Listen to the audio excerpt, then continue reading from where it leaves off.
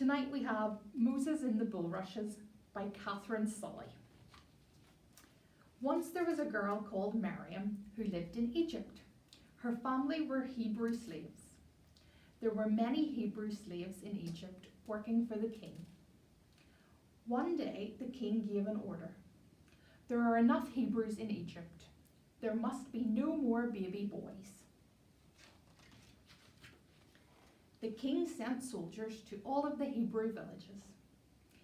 If they found any baby boys, they would kill them. Miriam's mother had a baby boy. "What are we to do?" Miriam cried. Miriam's mother hid the baby in the house and Miriam watched over him. "Shh, little brother, be good for mother." But when the baby was 3 months old, he was too big and too noisy to hide in the house any longer.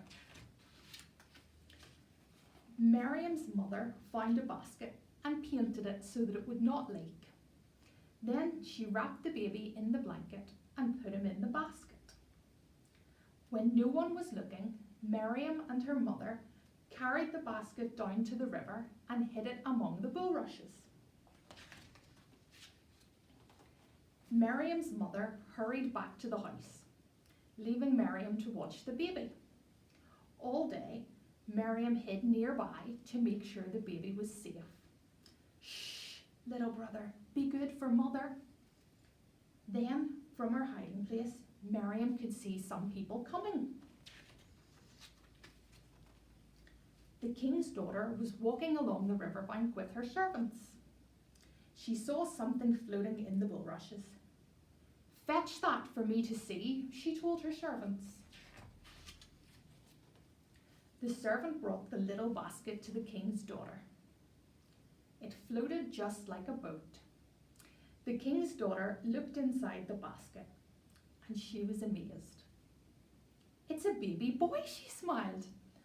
The king's daughter lifted the baby from the basket and the baby began to cry. "He must be a Hebrew baby," said the king's daughter.